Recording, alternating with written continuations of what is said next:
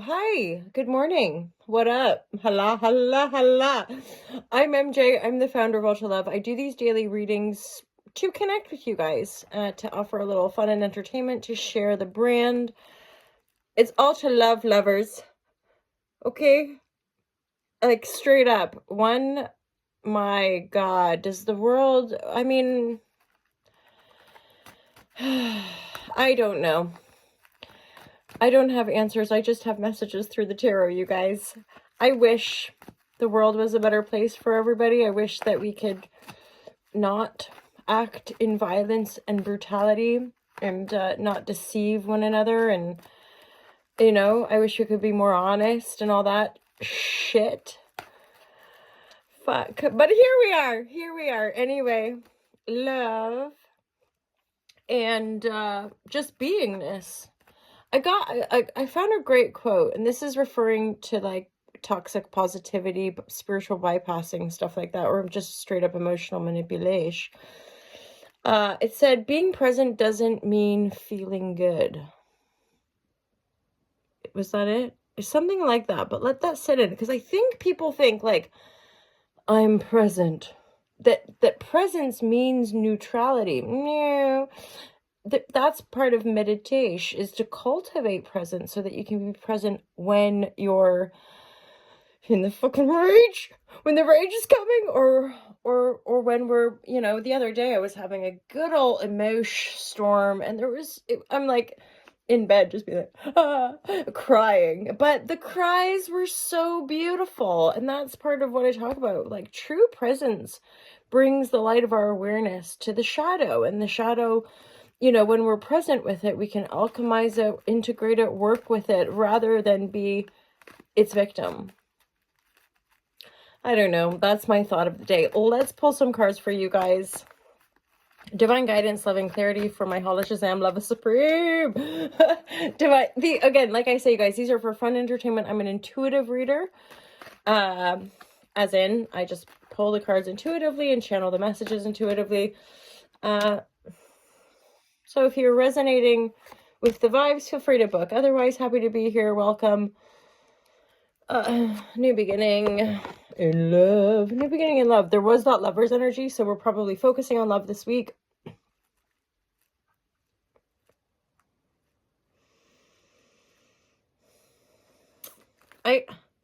This looks like just go for the new beginning. I don't know. There's like retrogrades happening, whatever.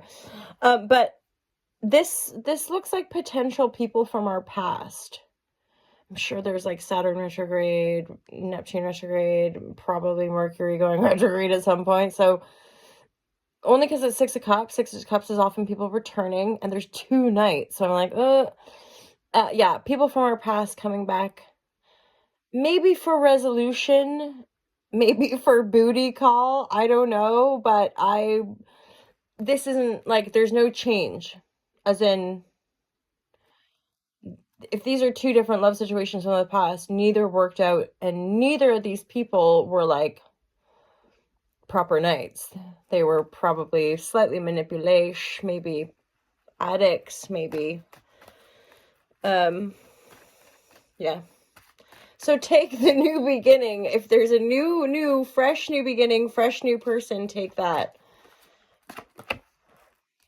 And then look at the options that come in. There's opportunities that you're generating here, you guys. And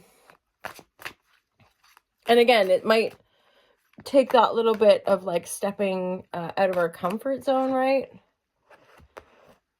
And not overthinking it.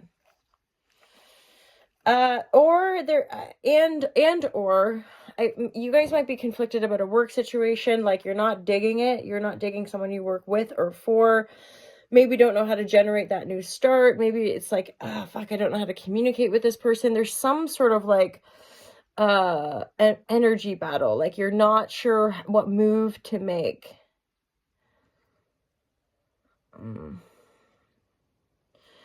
But even within our professional life, this could be connected to our romantic life as well. Okay, if there's like circles of people that cross over, whatever. So just take a new beginning, you guys. And also there's a sense of singleness. So if we've been trying to date, or if we've been casually seeing somebody that's not floating our boat,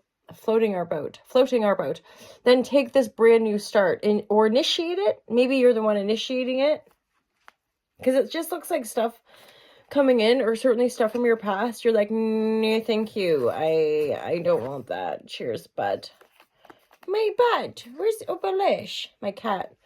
Not mine. I co-parent. I co-parent with a good friend of mine. Co-parenting with the cat. Divine guidance and loving clarity. Let's go. Divine guidance, loving clarity. What are more of the divine messages or spiritual messages for this community? The people that retrograde review. I'm sure I said about the retrogrades, my love. So, retrogradations typically are, they're offering us like a chance to go over something again, or like really look at something.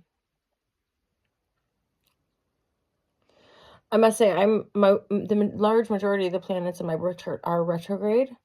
Very introvert, very like reflective and retrospective. So I'm like, people usually when those planets are retrograde in their birth chart, they're like comfortable in that space. Whereas other people might feel like things are slowing down, or like, well, pardon my potty mouth.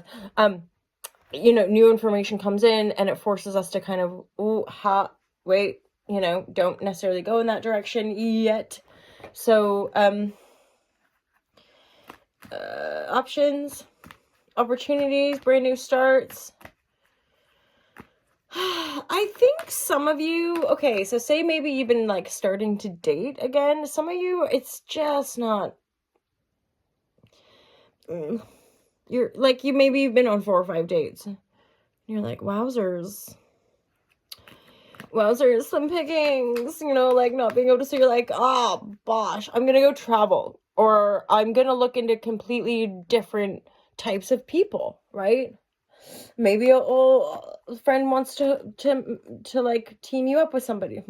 Maybe you, okay, but there's something about just taking a new start instead of going back to the past helps to move things forward, and then will present more opportunities. It will present more opportunities. 2 of Wands in the progressive energy after taking that Ace of Wands, instead of going back into conflict or going back to tend to people who created conflict or instability for you. Travel, that card came.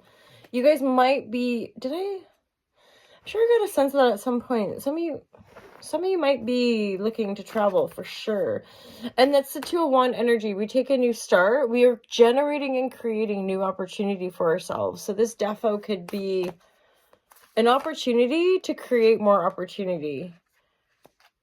And also these cards also, they give me a great sense of like, guys, go easy on ourselves. There's such a truth to understanding through compassion, or we misunderstand the times.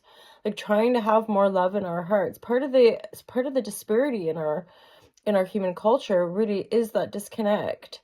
And it's interesting in certainly in some of the news winds that I'm getting through my airwaves, I see about these sort of digital IDs and these, and I just think we want to be really, really present with like what we're being told and what we buy into. And I often personally, I just think about nature. I literally just think about being able to like chill more and garden and like reconnect with the elements and remember who we are, but not via the messaging of a television screen, and certainly not via the messaging of like corporate greedy agenda that, is how, at the end of the day as well, it's so obvious that we live in a state of impermanence, and that we live in these sort of cyclical, seasonal energies. And so the linear projection of economic growth is actually insane. As in, clearly the seasons are like, woo, and die, and woo. And so this idea of like, just keep growing, it's like, from where? It's actually insane. And so the insanity is probably becoming more clear to more and more folk. And there again, in my humble opinion, that's part of why well-being, why is things like this growing? Good English, MJ. Why meditate more? Why yoga vibratory? It's like slow down and pay attention, because the TV's not going to get to know you, who you are. Your own parents aren't going to get to know who you are, and the government certainly doesn't give a razzmatazz. But and there again, when we live in that fracture state, we somehow think that, like, yeah, profit. What is that though? And this is pretty much about compassion, but there's an actual yoga sutra, or pardon me, one of the eight limbs of the Yoga Sutras is in the yamas and the niyamas. It's like an inner and outer conduct, code of conduct, you could say. And